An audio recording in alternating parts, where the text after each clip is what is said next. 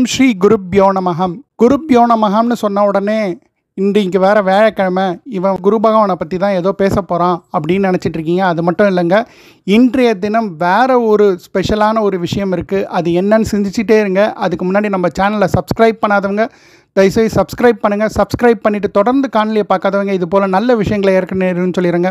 சரிப்பா, நீ சொல்கிறது அருமையாக இருக்குன்னா மற்றவங்களுக்கு பகிருங்க, ஒரு லைக் ப்ரெஸ் பண்ணுங்கள். சரிங்க, நம்ம காணொலிக்குள்ளே போகலாம். நம்மளுடைய சனாதன தர்மத்தில் என்ன சொல்கிறாங்கன்னு சொன்னால், மாதா பிதா குரு தெய்வம் அப்படின்னு தான் சொல்கிறாங்க. அம்மா அப்பாவுக்கு அடுத்த நிலையில் வருது குருவாக இருக்கிறாங்க. அப்பேற்பட்ட குருக்கு உண்டான தினம் தாங்க இன்னைக்கு ஆசிரியர் தினம். இந்த ஆசிரியர் தினம் எதுக்காக கொண்டாடுறான்னு, நம்ம நாட்டுடைய 2வது ஜனாதிபதி டாக்டர் ராதாகிருஷ்ணனுடைய பிறந்த தினம்.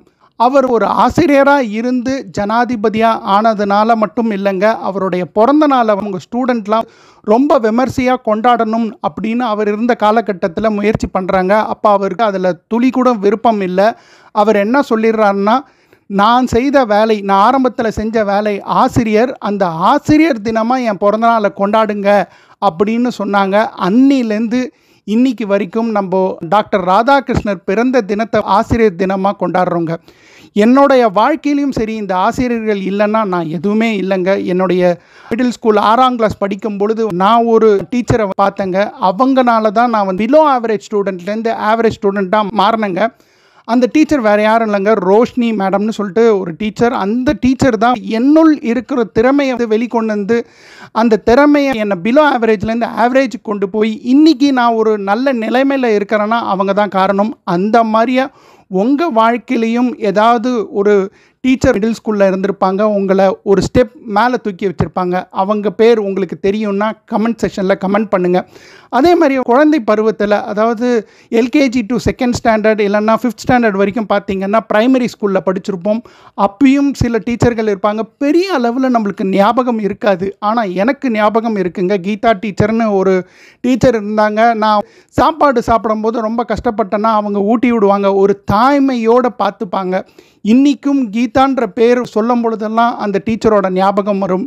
அதே மாதிரியே உங்களோட ப்ரைமரி ஸ்கூலில் ஏதாவது ஒரு டீச்சர் ஞாபகம் இருக்குன்னா அவங்களுக்கு இந்த நேரத்தில் உங்களுடைய வாழ்த்துக்களை கமெண்ட் செக்ஷனில் போஸ்ட் பண்ணுங்கள். சரிப்பா, நம்ம காலேஜ் நாட்களுக்கு வந்த உடனே காலேஜில் நம்ம வேறு மாதிரி இருப்போங்க. நம்மளுடைய டீனேஜில் இருப்போம். அந்த டீனேஜில் நிறைய வாழ்த்தனம் பண்ணுவோம். வாழ்த்தனம் பண்ணுறதுனால படிப்பில் பெருசாக கான்சன்ட்ரேஷன் போகாது. ஆனால் சில டீச்சர்கள் அவங்களுடைய ஸ்டூடெண்ட்டாக இருந்து அவங்களுடைய படிப்பு முறையில் நம்மளுக்கு நிறைய விஷயங்களை சொல்லி கொடுப்பாங்க. அதே மாதிரியே என் வாழ்க்கையிலையும் ஒரு எலக்ட்ரிக்கல் சப்ஜெக்ட் இருந்துச்சு. அந்த சப்ஜெக்டை சொல்லி கொடுத்த விதம் எனக்கு ரொம்ப பிடிச்சிருந்தது. அவங்க பேர் தீபா மேடம். அதுக்கப்புறம் ஒரு ஆசிரியர் இருந்தார், அவரை நான் மறக்க மாட்டேன். அவரோட பேர் எனக்கு ஞாபகம் இல்லை. Electromagnetic theory. அவர் ஆந்திராலேருந்து வந்தவர். ஆனால் அவர் ஸ்டூடெண்ட்டு அவ்வளோ அவரை கிண்டல் பண்ணுவாங்க, கேலி பண்ணுவாங்க, ராக்கெட் விடுவாங்க. ஆனால் அவருக்கு தெரிஞ்சதை எப்படியாவது பசங்களுக்கு சொல்லித்தரணும்னு சொல்லித்தருவார். அவன் பசங்க பண்ணுற வாழ்த்தனத்தை என்றைக்கும் மேல் லெவலில் போட்டு பிரச்சனையாக்கணும்னு நினச்சதே இல்லை. அவரை இந்த நேரத்தில் நான் நினச்சி பார்க்குறேங்க. அவரை மாதிரியே ஏதாவது ஒரு ஆசிரியர் உங்கள் வாழ்க்கையில் இருந்தாலும் கமெண்ட் பண்ணுங்கள்.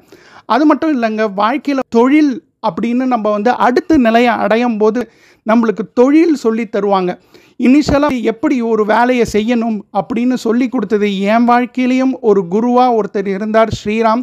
அவர் சொல்லி கொடுத்து நான் இன்றைக்கி அவரை விட ஒரு படி மேன்மையாக இருந்தாலும் அவர் என்றைக்குமே எனக்கு குரு. இந்த மாதிரி குருக்களை நான் இந்த ஆசிரியர் தினத்தன்னைக்கு இந்த காணொலி மூலமாக அவங்க கால்களை பதிஞ்சு என்னுடைய நன்றியை தெரிவிக்கிறேங்க. இது போல் உங்களுடைய ஆசிரியர்களுக்கும் உங்களுடைய ஆசைகளை தெரிவிக்கணும்னு சொன்னால் இந்த கமெண்ட் செக்ஷனில் தெரிவித்து ஆசிரியர் தின நல்வாழ்த்துக்களை சொல்லி இந்த காணொலியை முடிக்கிறேங்க. நன்றி, வணக்கம்.